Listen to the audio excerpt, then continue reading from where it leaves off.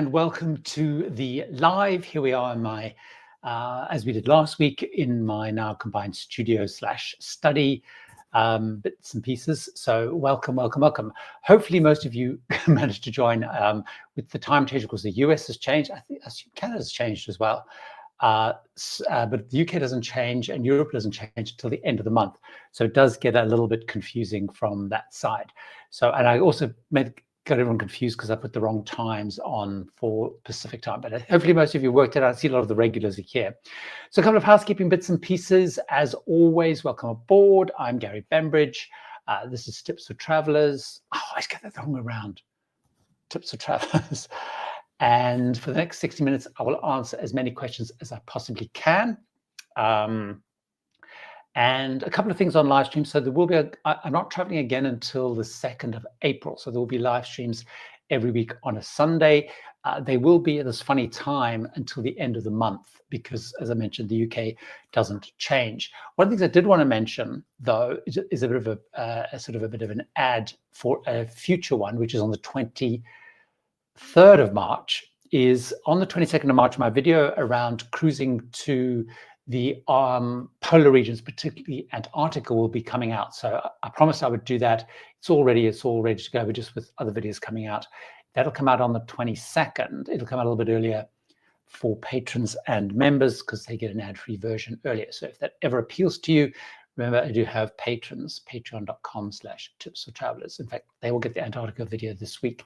But on the 23rd, so the weekend that comes out, Martin Johnson from Polar Routes, who I worked with on this particular video, will be joining me. So you can also, if that interests you, if you want to hear a little bit more, on the channel right now, you'll be able to click remind me. So that'll remind you on the 23rd. I know it's a way away. And of course, I'll post about that and remind everybody. So let's get stuck into the questions. There's quite a few questions. Now, Rosemary commented, some provinces don't switch. Okay, so it's even more complicated in Canada than it is here. At least we all change in one go. It sounds like in Canada it's got even more confusing. They did talk about one point, the UK, and when we were still in the EU, and the EU was talking about not changing and just leaving it on one time, which I wish they do. But then they agreed it, but then they made it voluntary. So of course it's shambolic. Anyway, let's get right onto the questions. So some of you might have missed this because of the time change. Anyway, enough of that nonsense. Warren, good to see you here again, a regular here. Have you noticed price changes, especially leaving Florida, since the tariff issues? So I assume you're meaning the US tariffs on different countries, I guess initially Canada and Mexico, China, the EU, I guess, still to come along, if I understand correctly. So rather than the ones that are being put on, you know, the fees that are being put on by places like Mexico and a few other places.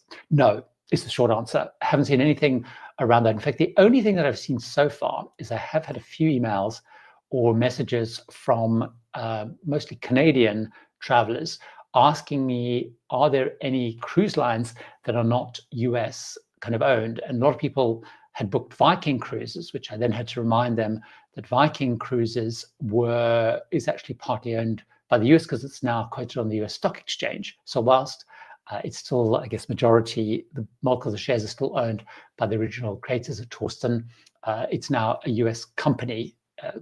Many of the shareholders are US. So there's very few of those around. There's obviously Ponant. You've got a couple in the UK like Ambassador and Fred Olsen, but there's and MSC, of course, and Explora Journeys, but there's not many. But I haven't seen any prices, and we will see. I'm not sure if tariffs would affect that, other than, you know, if there was some big reason why people didn't cruise out of the US for some reason. I don't think that's going to happen just because the pure volume of people in the US cruising, if people do have any issues around that. Mike and Carrie, Mooman 547, fantastic to see you. You must have been probably on most of my live streams, so that was fantastic. Do you have higher expectations for Explora after your recent cruise on Crystal? So my next trip, as some of you may know, and I mentioned there, is on Explora Journeys, which is owned by MSC. It's their sort of luxury line. I'm very excited. Reviews generally are very good for it. So that's going to be very interesting. I'm going to Explora 2, so they're newer of the ships. I think I've got 6 of them coming ultimately. So and I don't know if I have higher expectations. I mean, Crystal was absolutely phenomenal. I've just finished off today, in fact, recording the script, so that'll be edited. Hopefully the video will be out maybe in 3 weeks time, 2 or 3 weeks time on Crystal. So it was really good trying to, again, distill it down. Crystal was absolutely phenomenal, and we spoke about that on the live stream. So I have high expectations for Explora. I guess one of the issues, I guess the question I have going in is it as good as people say it is? And that's the first question. The second question that I'm very interested to find out is where I think it stacks. So, you know, certainly some people, we've had a little bit of discussion here where Boca Boys and a few people have been on, people have followed, they don't feel it's in the ultra luxury space, also because of the size of it. It's probably not, it's probably more in the luxury space. It's maybe more of a competitive Oceania, Windstar kind of thing. So I'm really, really keen to see where it stacks up. One thing I would say is some of their back office stuff is terrible, a bit like MSC. So, you know, I can't book excursions, but they argue that I should be able to book them online. And then they don't really know. One group tells you one thing, another group tells you another. Certain things they send through, particularly digital stuff, doesn't really work very well. So that's not great. But what I hear is once I get on board, it's pretty good. So there we go. Richard, is it true that participating in your question and answer will add years to a person's life expectancy? I hope so. Hopefully it adds to my life expectancy by keeping me going, giving me a reason to keep going rather than expiring. So maybe it adds, hopefully it'll add to my life expectancy. Now, Chris has a question which I do not have an answer to, but I know some people here may well have it. Is Chris is heading on an Amber Waterways Tulip Time cruise. They see, and I can really sure how to pronounce this, Kirkenhof, which I've seen many pictures of, and I think I've been there once on a land trip, but I've never been on a river cruise. And the Zanse, I'm doing with French accent instead of Dutch, windmills. I do not have any key recommendations. So helicopter tours I love, of course, always. They're always very expensive, but they're fantastic. So if anybody has good tips. Now, one of the things I'm thinking of doing actually is a river cruise. I have a big gap in July, and I was looking actually today at adding some river cruises. Quite interesting. There's still some quite late availability for river cruising, and I need to check if there's water issues, which is why people aren't booking them, and some solo deals, which is very unusual, particularly in river cruising. Tom, good to see you here. Next month, we have a 4-week air and land trip to Australia. Brilliant. Love Australia. Looking forward. I'm heading back there at the end of this year, only for a short time before we sail from Australia across to Papeete. But anyway, I love Australia. For our last stop, we have 4 days in Melbourne. What key activities should we research? Now, Melbourne is a great city. One of the sort of iconic things to do, Tom, out of Melbourne, of course, is the Great Ocean Road. Now, you can do a very long day trip. It's quite a long trip, and it's quite a, it's a very long day trip. We have actually done it as a day trip. So you've got the, it's not the Seven Apostles. The Apostles was called in Cape Town. You've got the iconic stone kind of things. It'll come to me, the name, it'll come in, which most people head to. But I would definitely look at doing something on the Great Ocean Road. Now, you can hire a car and do it. You can, there are some trips that you can book, a couple of suppliers, including Viator, do them, for example, or other suppliers.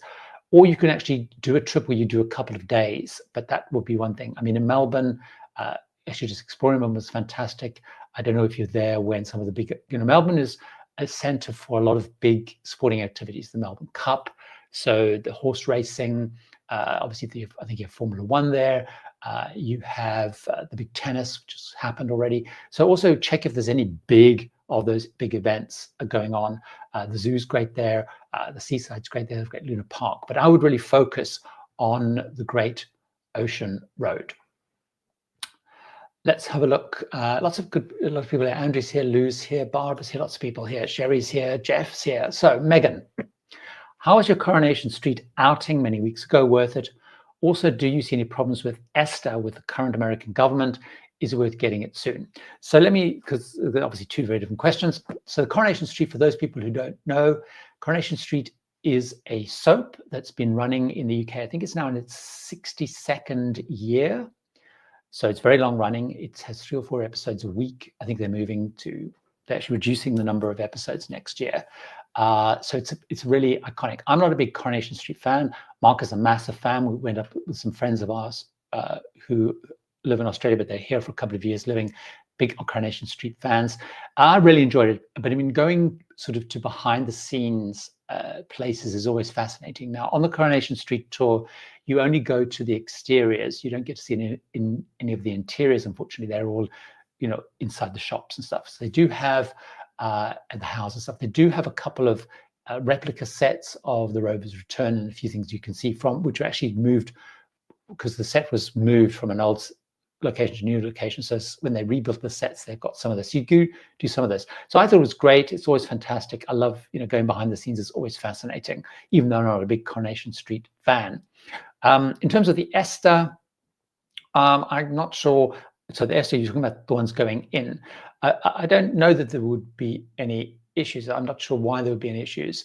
I guess the US want us to spend lots of money there anyway, and the new administration wants us people spend even more money, I guess, giving more money to the US.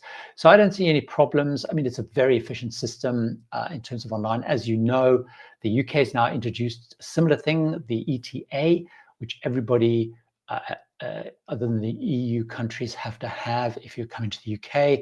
The European countries, I think, start in May, if I remember correctly. So if you're coming to the UK, make sure you've got your equivalent. And Europe is introducing a similar one, which should be rolling out towards the middle of the year. It's been much postponed, but they're introducing one as well. The UK one you can do on an app or online, and I'm hearing it also, it's pretty quick. Barbara, I don't know the answer to this question, Barbara. I did see you post this. So the Viking Alaska cruise port has changed from Skagway to Haines. I've seen that happen a couple of times, actually. I feel like they're doing that a couple of times these days. I feel like I've seen that elsewhere, or maybe I've just seen people posting about it on the Viking groups. So the White Pass excursion, the ship White Pass excursion is sold out. Is it possible to get from Haines to Skagway? So I do not know the easy way to get from Haines to Skagway. I've never done it. I have never been to the Haines stop either. So I just don't know. So Barbara, what I would suggest though is a couple of things. Is have a look and see whether other providers are offering that from Haines. So like Viator, Venture Ashore, Shore Excursions Group, they may have something which link to that. Now, one of the things you can do if you go to like shoreexcursionsgroup.com or viator.com, I will actually put links in here because I do have an affiliate link. So I'll put those in, but you can put in your tour, your ship name, sorry, the ship, the cruise line, so Viking, your ship name, whatever the ship name is, and the dates, and it will bring you up all the excursions. They may offer that.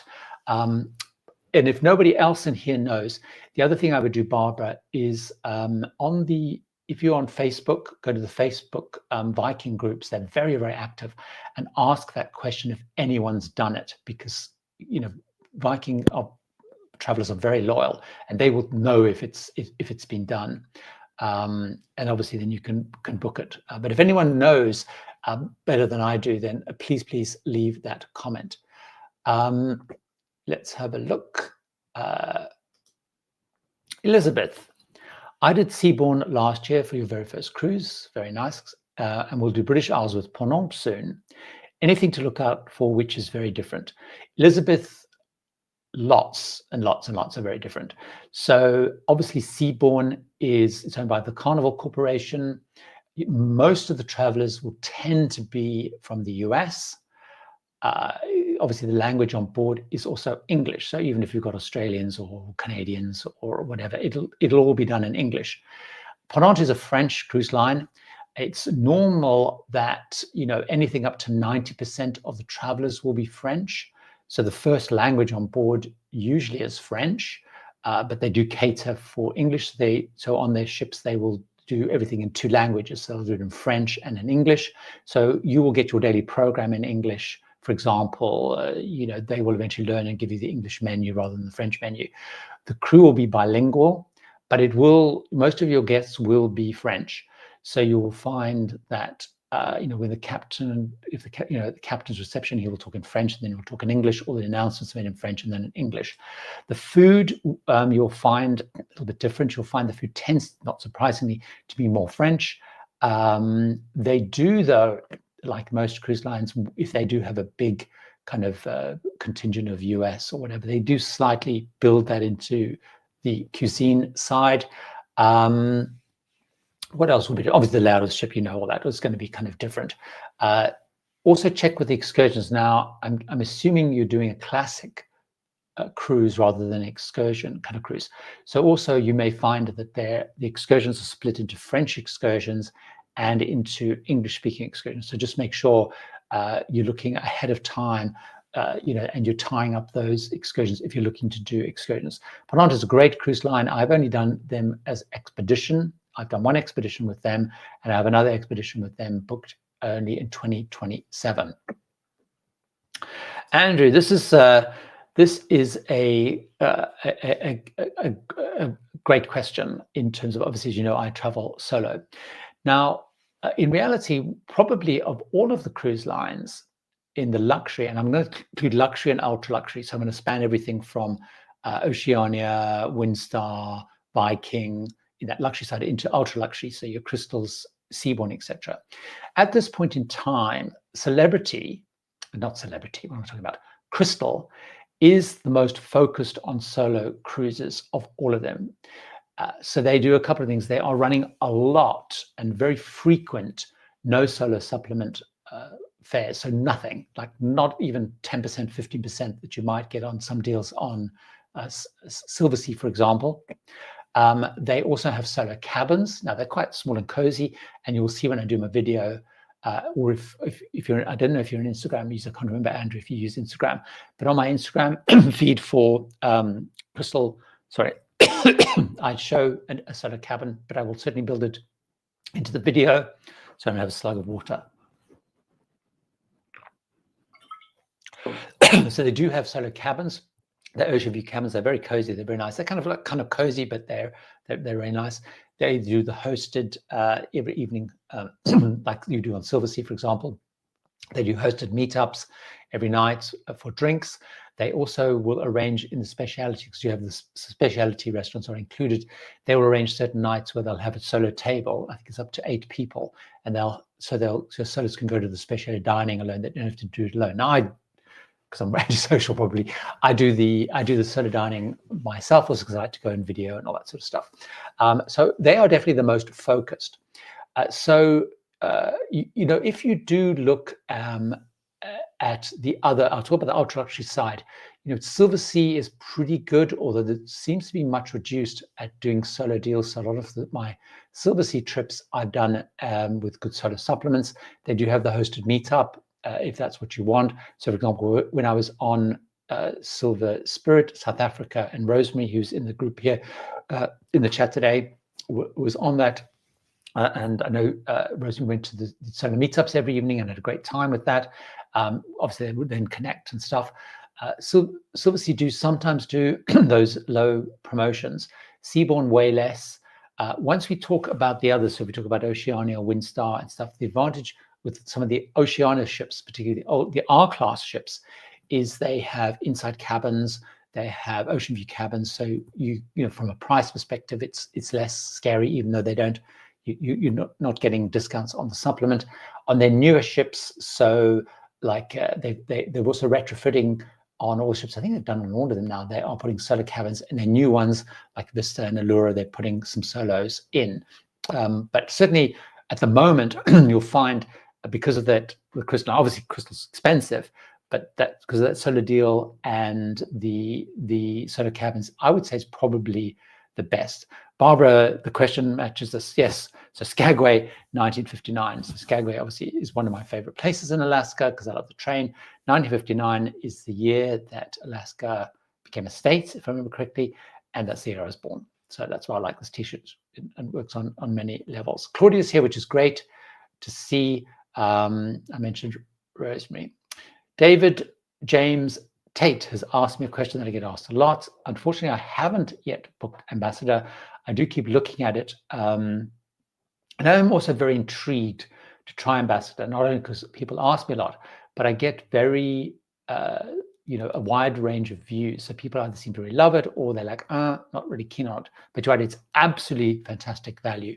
I have spoken to some people recently who did make the point that I should be very careful about which of the ships I go on. And I can't remember, I need to double check with them which way around it is. One of the ships they feel is quite dated and tatty, and the other ship less so.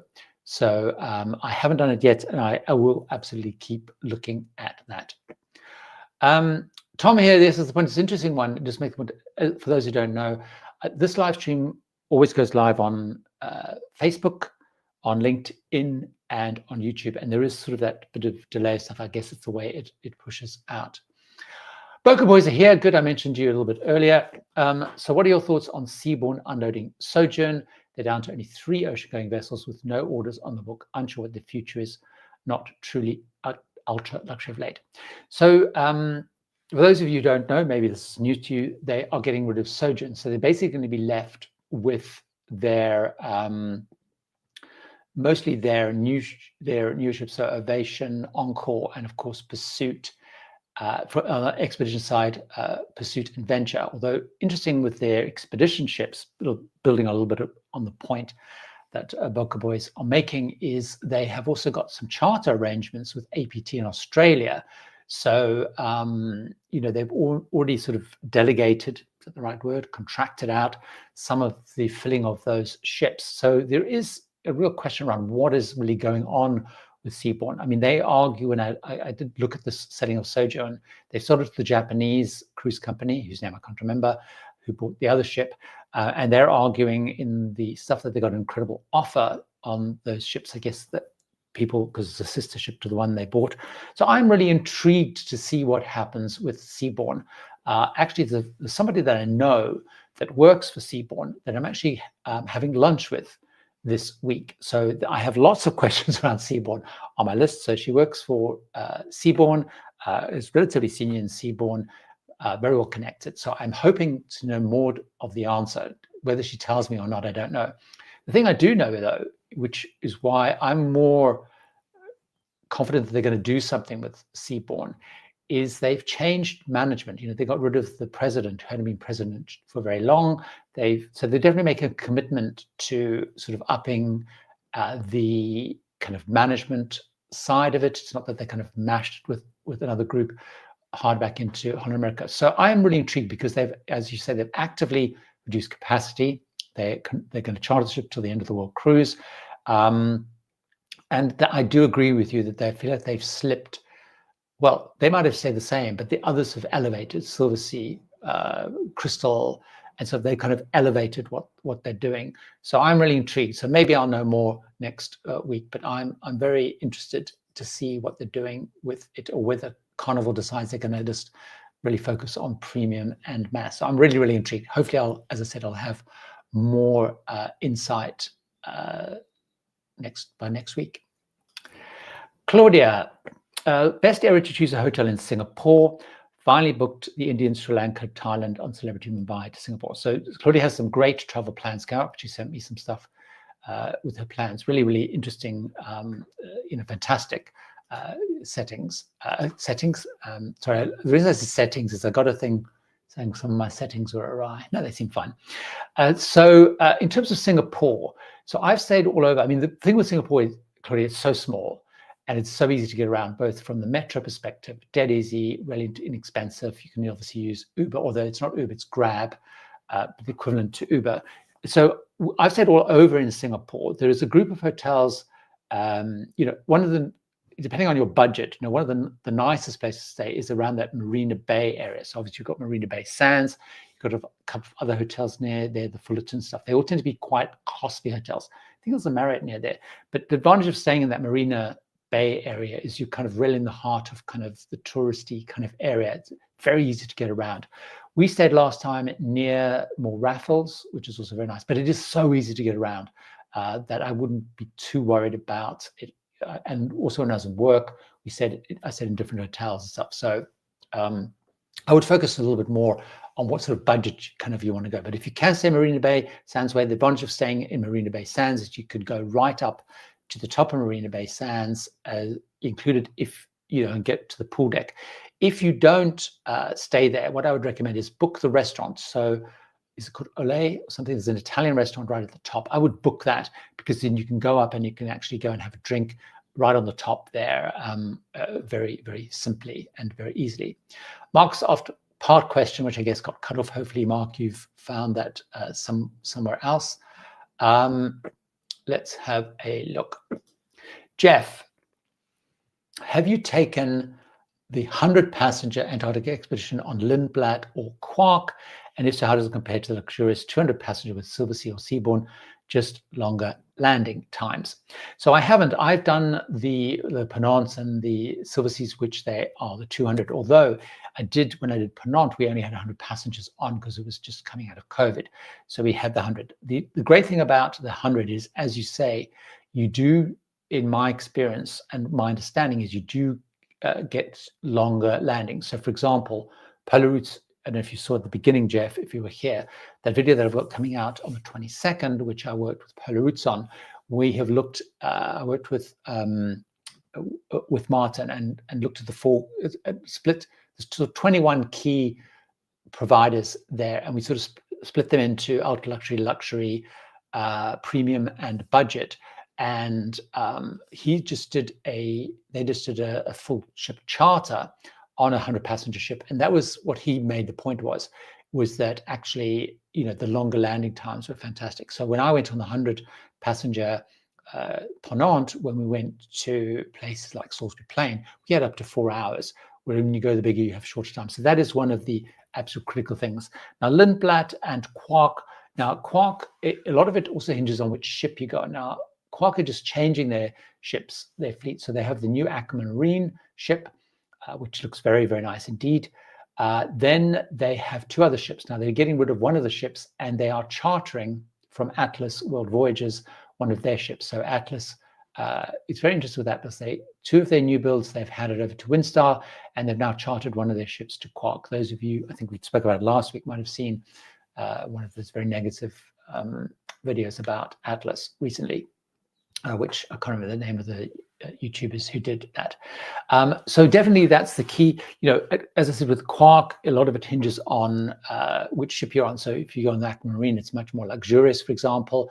Now the Lindblad ships seem pretty nice to me. I think both of those were put in the sort of the luxury category. So they're still pretty luxurious. You then have a more premium category and a budget category below that. But definitely the leading times. Now I know a couple of other people like Rosemary, who's here, I guess has also been on some of the small ships, and she's a massive fan of those. So I would like to try those. Mark, considering booking Princess. So Mark, I've been on Princess, probably if you followed me, quite a few times, and this year I will be going on them twice. Now I sort of had fallen a little bit out of love with Princess. I felt a lot had slipped, and also their ships have got really big, and I'm less keen on the big ships. But I'm going in the space of 2 months, both in May and June. I'm going back on Princess. I'm going back on Sky Princess, which I think will be my 3rd time, maybe 4th time on Sky Princess, and no, 3rd time on Sky Princess with the Paul and Carol group cruise.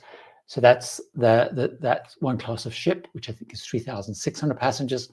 Then in June, I'm going on Sun Princess, so they're new sort of mega ships, which also have that sort of ship within a ship concept, and so on. So you know, so we will, you know, we'll see that. So I just saw something that I need to block. I just saw someone was posting some sort of spammy stuff. So there we go. So let me just block that. So Princess is definitely, I mean, they're premium. They're, you know, I've heard hopefully that their food is kind of upped quite a bit. They are, you know, very comparable to kind of your Holland America Princess, etc. So definitely give them a try, and obviously I will soon be able to give you some updates on how I think they're doing. So let's have a look at. This is a good question. I haven't actually. So Kadia Ken, good to see you. Have you booked any of the solar eclipse cruises in August? I haven't actually booked the solar eclipse cruises. And I know people are very excited about them, and the prices are a little bit crazy because people are so excited about them. And I guess the cruise lines learned last time that they were very popular. I haven't actually booked them. I don't know why, but I'm not. It hasn't excited me, and maybe it should have, and maybe I'll regret it that I haven't done it. But certainly, I haven't booked any of those, and I know quite a few people around here have. But if you are booking them, I guess my advice from what I've learned is do them pretty soon, because if you can, because prices are going up. Here's, I guess, Mark. Here we go. Mark's got an ad. We're building your question up slowly, Mark. We're considering booking Princess / okay, so you weren't talking about Princess at all. You were talking about Cunard. We're considering booking Princess or Queen's Cruise on Queen Anne in August. What are you hearing on service levels now compared to the below par offerings when the ship launched? I mean, in reality, Mark, we didn't have below par service. We were on the second sailing, and I don't think they were that far off. I mean, the beginning was a little bit rough, but they were kind of got in their stride. So I haven't seen anything negative around that. I'm sure, the thing with Cunard, it is very divisive. So you'll find, particularly if you're on Cruise Critic, very divisive. But certainly they were on their stride when we were there. Queen's Cruise is great. Princess Cruise is great. So I haven't seen anything from there. Let's have a look. Elizabeth, great name. So I guess when you book things, people think the actress is coming. So hopefully you get lots of perks from people thinking they've got Liz Hurley actress coming. We booked our Viking cruise directly, sales in June. Did we miss out on travel agent perks or benefits? Is there any way to get some extras? On the latter part, not really, no. So a lot of it depends on who you're booking with. Now, Viking, depending on the country, wasn't working a lot with travel agents. They're working much more with travel agents now. So a lot of it depends on what your travel agents are doing. So it's not necessarily big differences. So I wouldn't worry and feel that you've lost out on anything specifically, Elizabeth. It's not that you get massive big differences. Sometimes you might get extra onboard credit or something like that. So you're not likely to have missed out on a lot. Ken, in fact, I just saw that Ken goes cruising. He has a channel. In fact, he's on the group cruise Port Caron. I see that rather nicely, Ken. They were promoting your recent Sky Princess review. So I haven't watched that yet, but I have it on my to-do list. Lance, love your channel. Thank you very much. How was your experience booking shore excursions on your Crystal cruise? We booked for January 2026 on Crystal Symphony. So I had a pretty good experience, Lance, but like I would, particularly for Japan, I would encourage you to go in and book as early as possible. Now, the great thing with Crystal is you don't have to pay until you're on board. And then you can also cancel them with no penalty, as long as you need to check. But generally speaking, it was 48 hours, although for the first set of cruises, it was like within 6 or 7 p.m. on day one for the first port. So the great thing is you could lock those down. Now, the reason I say book them early is some of the popular ones will go, and particularly in Japan, you'll see some of the popular ones, anytime we reach Japan, they will go quickly. And bear in mind, you can cancel them later. So for example, I was a little bit slow. I did it whether I was going to do, we were in Shanghai overnight and we were getting there latish, and they did have an evening tour. I was then doing a full 9-hour tour the next day. And I was like, should I do the evening tour? Shouldn't I do the evening tour? And then I decided I would do it. By the time I decided, it was waitlist only. However, even before we went on the cruise, the waitlist was lifted because they added more capacity, I guess. But my tip would be is go in early. I booked a whole lot and I actually canceled them because they, as I learned more about the ports once I was there, they always have shuttles. They had quite good port immersion stuff on the television, telling you about where you were docking and stuff like that. So I kind of canceled them quite easily. But go in early, definitely for Japan, go in early, and because capacity is sometimes a little bit more limited in Japan. And it's hard sometimes, my understanding, when I was on Regent there recently, it's quite hard sometimes to add capacity at limited times, particularly if you're going, I'm not sure when you're going, but there are periods when Japan is very busy. So that would be the way. Just a reminder, write the word question so I don't miss it. I spotted your question, Keith, and I did miss it. You've been on Cunard many times. What's the most efficient way to get from the Cunard port in Southampton to downtown London? Well, Keith, I like using the train. It's a pretty efficient way. You get into Waterloo, It's about an hour and something on the train.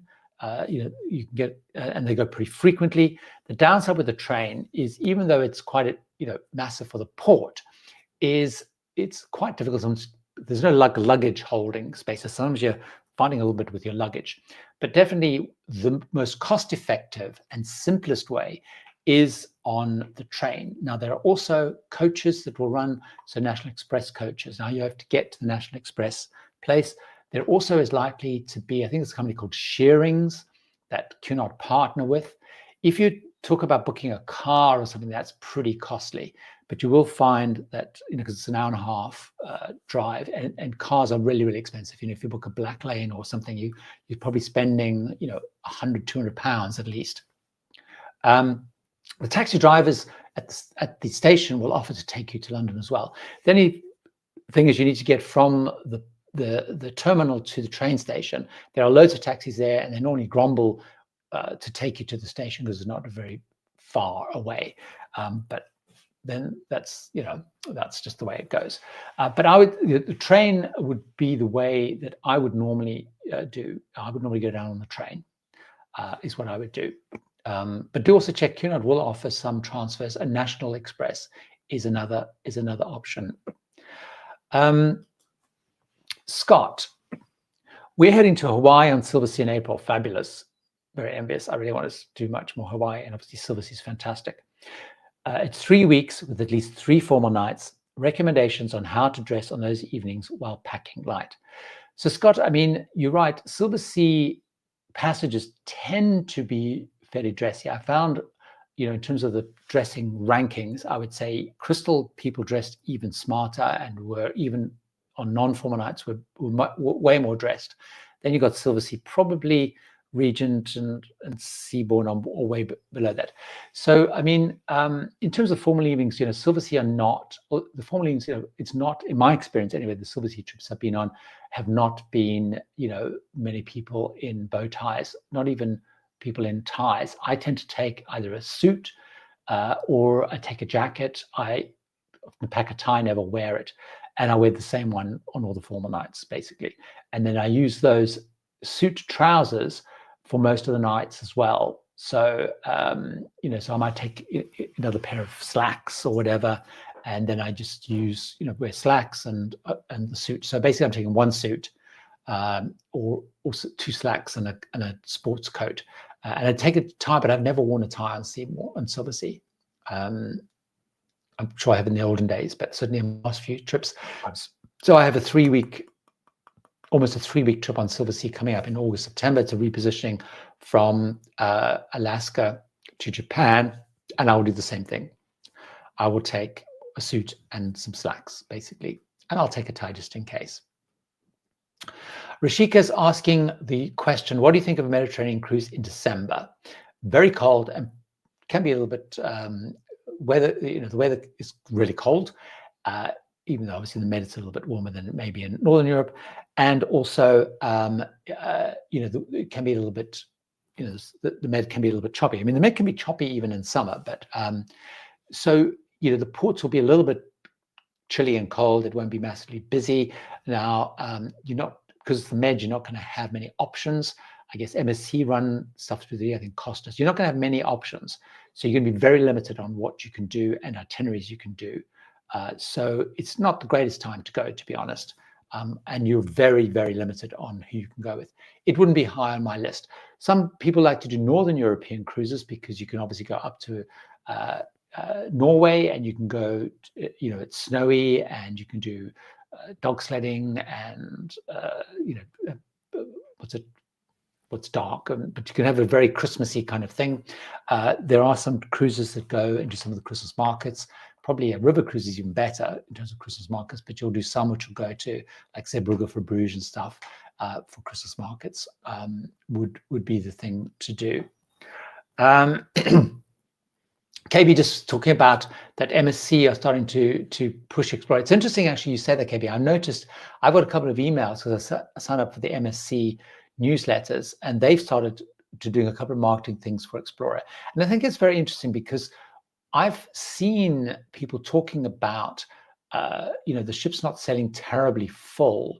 And it's a bit like Crystal. Crystal doesn't sell full yet because it's still building up trust and stuff. So I guess they're now pushing. It makes sense to try and migrate people onto that for sure. Let's have a look. Claudia, I'm not sure I entirely understand the question, so let's have a look. Any experience with elsewhere, customized itineraries? I'm assuming that's a company using local experts, TPG. So the Points Guy, recommend reading good reviews. Generally speaking, I think you're right. Anything that the Points Guy, for those who know, they're sort of, as the name suggests, they're very airline focused, but generally speaking, they're really good on tips. And Gene Sloan, who is their cruise guy, of course, he's fantastic, very knowledgeable. So I would tend to lean in, but if anyone's got better tips, I've never been to India. So it's one of the places that I haven't been to. For some reason, it's not on my list. It probably should be. So if anyone has better experience or has experience with them, but generally speaking, Points Guy are really, really good. Assign Volt Mad Chen. How do Windstar and Ponant's sail ships smaller size affect the amenity when comparing to the conventional ships? Do they sail slower and more prone to delays? So I have not been on the sailing ships. It's really high on my list. Ponant only have one. It's a very small ship. Windstar obviously have bigger ships. So, the Ponant sailing ship is really, really small, a very intimate ship. And so they have, they do have combination of, in fact, the complaint that some people have is they use certainly Windstar and even, I forgot my name, what's it called? Star Clippers. There's a complaint that they use the engines more. So they will have an itinerary.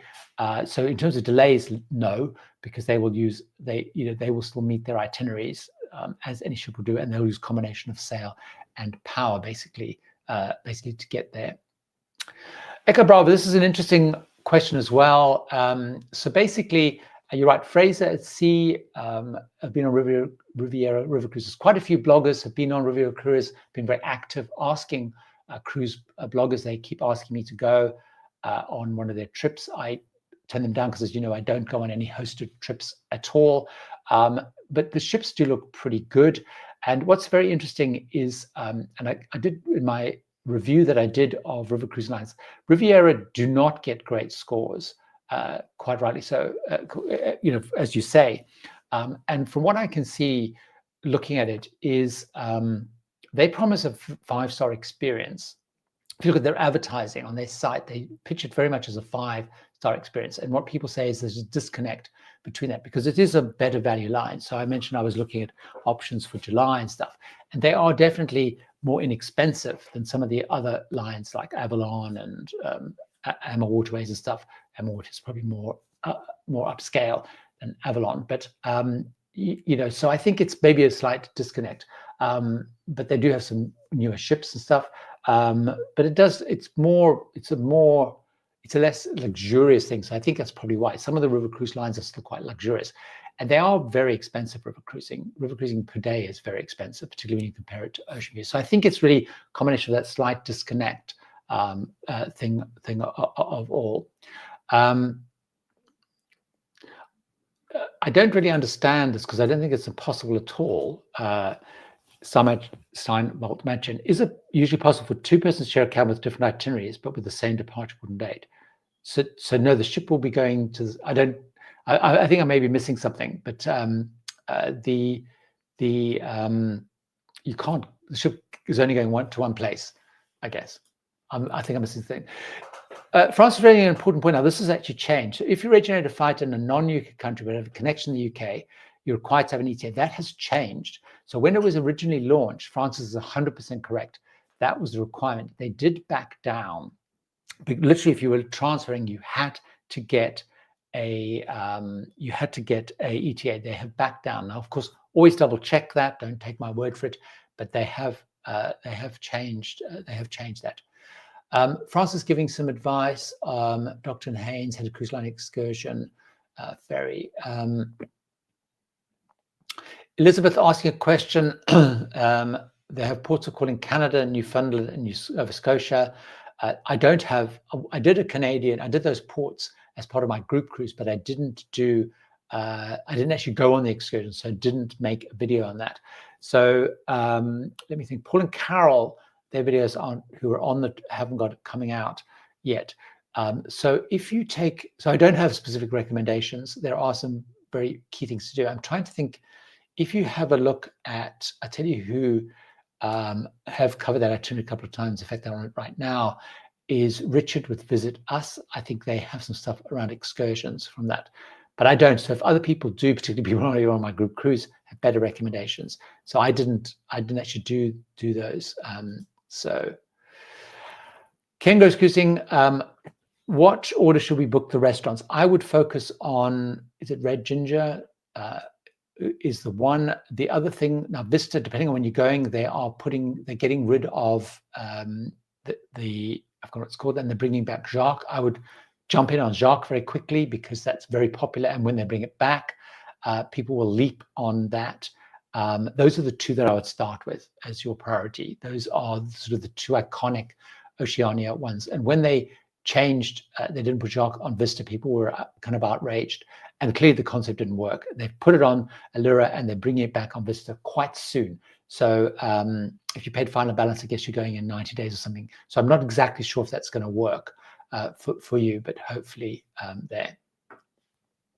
Dr. Dave, I like that. Do you choose your own music for your Instagram stories? It always seems to fit the music. Yes. So those, I love Instagram. My Instagram is Gary Bembridge. And when I'm on trips, I do post stories every day, little video stories. And I love music enormously. And I do spend a lot of time thinking around the music.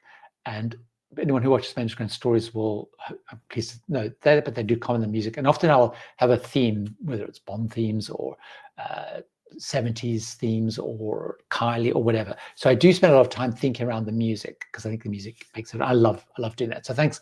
Good to know. Really good to know that you're enjoying that. Thank you very much. Arlen saying to expand a little bit more on Seabourn had lost its weight. Please expand on that as you're considering Glacier Bay cruise next year on the line. So you're right. Glacier Bay, Alaska is really important. They're one of the few cruise lines I'm going there. It's really just more that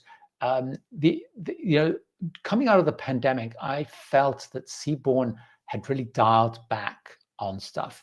You did get a real sense of cost cutting, of taking some kind of luxury out. I felt the menus had become less good.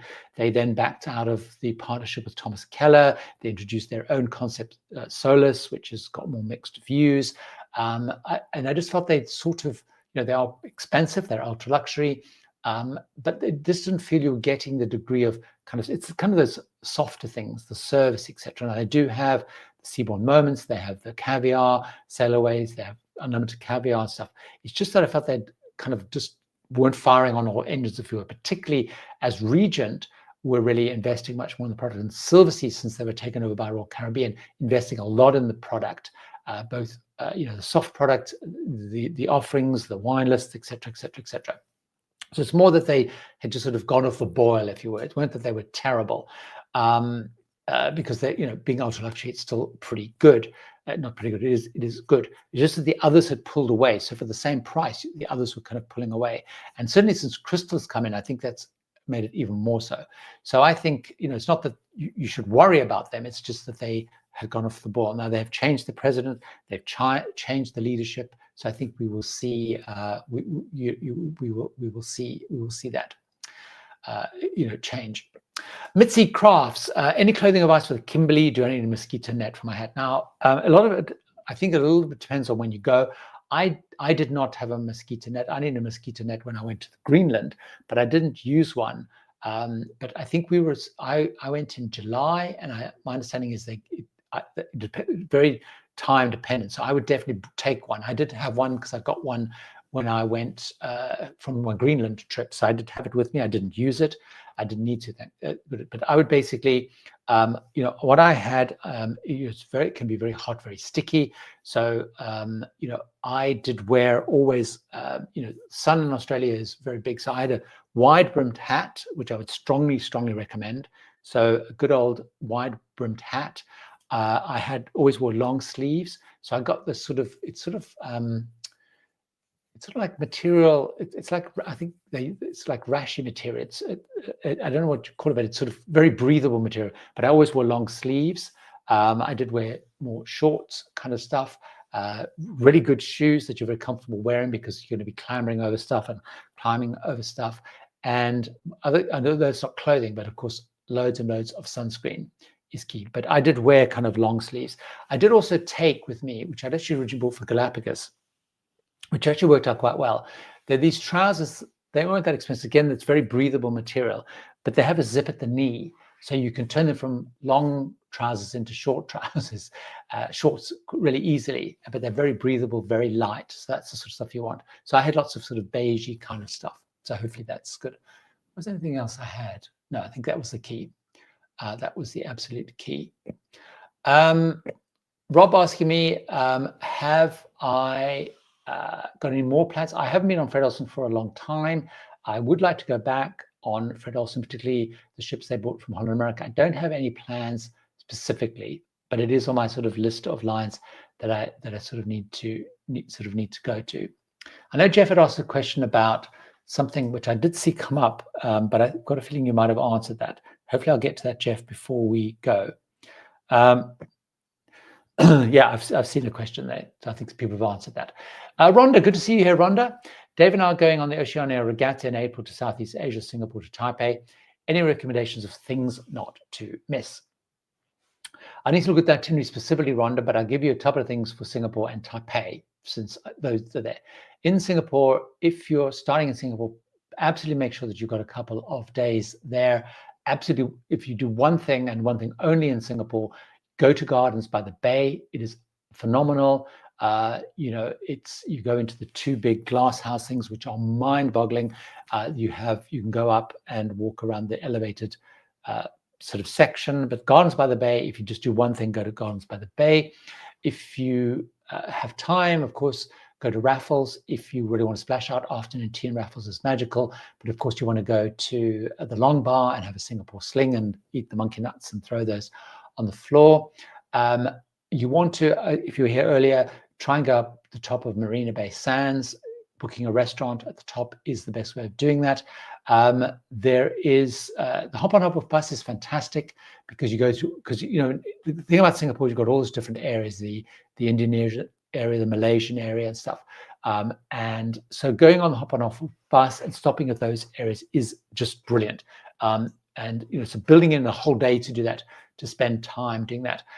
You can also go off to Sentosa Island, but that's, you know, probably is less critical as a really good theme parks. I think they're probably lower on the list. It's more my little perk. In terms of Taipei, Taipei 101 is absolutely fascinating, which was one of the tallest buildings in the world. It's really great to go up. Also in Taipei, there's really interesting. I can't remember the name of the square, but there's a very big square which is all about, and they have is it, I've got his name, Tan Chek, isn't it? Who originally led people when they left China. And there's a massive big section there with his car and the history of Taipei and stuff. That's really, really fascinating. Also, those will be the key ones. Now, I don't know the other ports in between, so maybe I'll have a look, or let me know the other ports, and I'll be able to tell you those. Jay, I keep hearing Holland America has better buffet area than other lines. Do you agree? Great show. Not necessarily. People are very split on Holland America buffet area. Some argue that it's not well laid out, particularly on the older ships. I think it's pretty. I think Celebrity is very strong, actually. I think Celebrity is one of the strongest buffets, but it's pretty good. And probably I would nudge it above Princess, but they're all very, very close in terms of those equivalent lines. So if you look at the premium lines, so they definitely, I would say it's superior to, say, the more mass lines. So probably it is probably better. I mean, it's not as big, but it's probably in terms of quality of food and stuff, it's probably, you know, it's going to be better than your MSCs, Norwegian, Royal Caribbean Carnival, for example, but it's comparable to Celebrity, Princess, and stuff, I would say. Marv, I'm a first-time cruiser, very excited, fantastic to hear. I love first-time cruising. I chose a Cunard transatlantic round trip. Go big and go home, absolutely. Love the enrichment and traditional feel. Any advice for an ambitious newbie? I think probably if you go on Cunard, I mean, I'm guessing that you probably watch lots of Cunard videos. It's just absolutely embrace the experience and do everything. I mean, the daily program on those transatlantics is enormous. You'll find there's 5, 6, 7 things to do now. Because you're doing it there and back, you're going to have 2 different sets of enrichment speakers, which is great. But basically just embrace everything. Go to the bingo, it's a big thing. Go to the afternoon tea. So just embrace all that stuff would probably be my my absolute tip. Megan, not coming up for some reason. Megan, there we go. I've seen theme cruises advertised for particular TV shows. Star Trek is one of the biggest ones. Do you have to be a real fan, or is it fun even if you're a slight fan? Is it the whole ship or just part of it? So on those particular ones, so for example on Star Trek, it is a charter, so they've taken over the whole ship. And generally speaking, if it's a TV show, so for example there was charters which were done by what's it called if you do the big card, Hallmark, for example. Hallmark chartered various settings, so obviously it was one particular show, but yes, it's very much about fans. It's very focused on the fans. So I personally I would love to go on a Star Trek when I'm a big fan of Star Trek. The dates never have worked for me, which is really annoying, and partly because things happen, because it's only around February time and it doesn't quite work. But I do think you need to be a fan because it is very immersive. The entertainment, the shows, they bring on stars from that. So, and you're paying a premium to be there. So on those charters, I would be a fan to go because you're paying a premium, and probably, they have dress up competitions, Q&As, entertainment. So you just, I would only really go if you're a huge fan. Josh is just heading back from Antarctica, following him on social media, Instagram. Great, fun. So pleased that you had a great time. You had just, brilliant shots in there. You had looked like you had great weather and stuff. Dean answering the question, are we seeing any travel? I haven't seen anyone reporting travel to Europe being affected. I haven't seen any reports in the media and stuff. So I haven't seen anything around that. Arlen just asked the question, do any of the ultra-luxury lines plan Seabourn to Glacier Bay? No. The key thing with Viking have some Glacier Bays. So basically the way it works on with Glacier Bay is they only allowed 2 main large cruise ships in per day, and people bid on those. They have a 10-year license to do that. So at the moment you've got Cunard, you've got Princess, Holland America, I think you've got Royal Caribbean, some Norwegian, Seabourn, Viking. I can't remember this. I do have on one of my most recent Alaska video. I have it, but you're right. Your Regents, your Crystals, Silver Sea, Azamara, Windstar do not go into Glacier Bay. But you're right. If you want to go ultra luxury, Seabourn is the absolute one to do there. Let's have a look. We're rapidly running out of time. Jason, are cruise line loyalty discounts typically worth it compared to early booking deals or other discounts? As a Moral Circle Club must be used within 12 months.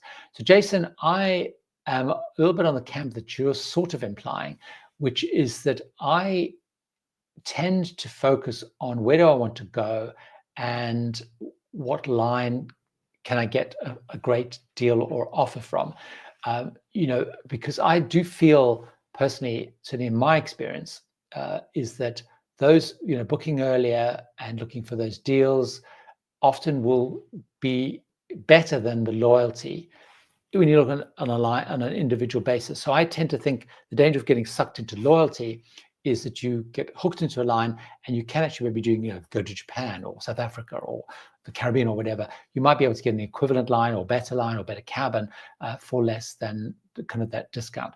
So that's my view. I know other people are very pro loyalty discounts, but you do have to sell, generally speaking, very huge amounts before you get major discounts. And certainly if you're booking on board, you're going to get, like Crystal is only offered 2.5%, others are 5%, plus you get your 5%. So if I know I want to do a route on Silver Sea, I will book it. So for example, when I was on Silver Sea, when I went on the excursion, I knew I wanted to do the repositioning. So I booked it on board because I got 5%, I think it was 5% from the loyalty discount, another 5% onboard booking, so I was getting a big booking discount. So actually, it's the combined thing that was the absolute kind of key. I travel with Johnny and Will. Look forward to meeting on the Paul and Carol group cruise. Great. Look forward to meeting you there. Have you any plans to cruise with Azamara? I don't have anything booked with Azamara at this stage. A couple of people have contacted me and they've had a very good experience with Azamara recently. I haven't been on them, for a couple of years now, so they're not. I don't have them scheduled at the moment. I would like to try and have a look at them again, because certainly I feel like they have sort of kind of ramped up a lot and kind of got their act together again. But I was saying, the jealous of the Trans-Pacific on the Nova. It's great. I mean, there's a combination of the itinerary and the ship I'm really excited for, because I haven't been on Nova yet. So Jeff, here was the point on the transfers. Last time we cruised out of Southampton, we took the train, but it required a transfer. We had to lug our bags up the stairs. Okay, so Jeff is right. There is a lift, which is not very well signposted, which means you don't have to lug your bags up. So look for the lift. Now, if the lift's out of order, obviously, or there's lots of passengers, you might have to wait a while. But there you do have to take, depending on where your taxi drops you. So there are two entrances to the train station. So one of my tips would be, is if you are heading to London, say from the if you're doing it the other way, you're going from Southampton to London, and you're going from London to Southampton, is tell them that you're going on the train to London, and can they drop you at the side that the train departs? Then you don't have that issue. But there are lifts, but you're right, when the train arrives, there's lots of people, you could wait. So that's a good point. Thanks very much for raising that, because that is an absolute critical point. So let's have a look. Let's see if we've got time for at least one more question before we run out. Lots of people answered questions, which is great. Let's have a look. We'll do one more question here. Karen, our go-to cruise line is Royal Caribbean. We don't like Pinot as it's too partner orientated. We have been on Virgin. It was okay. What other line can you suggest for me, 61, and my daughter, 22? So Karen, I would try Celebrity, and I would try their newer ships. So their Edge class ships, so Edge, Apex, Excel, which is coming soon, and beyond. The reason I'm saying that is because it's sort of, they are quite big ships, but they're quite modern. So you might find it's got a good, but it's also a classic line. So you might find it's a good mix of what you want and what your daughter 22 also wants, because you might find it's kind of, there's enough contemporary stuff. There's often, particularly if you're going more summertime, there will be more people of her age on as well, but it's a little bit more funky and stuff. So it's not quite as out there as Virgin. It's a little bit more leaning towards the classic side. I mean, you could also try the more classic Celebrity ships, the Solstice class ships, but they do tend to be a little bit more sedate in some ways. I mean, the entertainment is still more extravagant, acrobatic and stuff. But I feel like that would be a good combo, because it's a contemporary ship, but it's got enough classic. So I would definitely give them a go. And they are owned by Royal Caribbean. So the other plus you've got is that any of the status you've got in Royal Caribbean will carry over to you on Celebrity. So if you've got certain status, you'll get some of the perks there. And it will also add to your overall perks as well. So it kind of reinforces, it helps build your status there. And I love it with that, because when I'm on Royal Caribbean, even though I hadn't been Royal Caribbean maybe once, I was Diamond status, so I was getting those 4 free drinks and stuff. You don't get that on Celebrity, but you'll get kind of equivalent stuff. Thanks everybody for that. There are loads of fantastic questions. As always, I really appreciate you joining me. Remember, I will be back next week. The times will still be in the US, the later times at the 1 o'clock in the East Coast, the 10 o'clock in Pacific time, because we will be on the UK hasn't changed yet. Have a great week. Have a great rest of the weekend. And thanks so much for joining me. Really appreciate it, as always. Bye.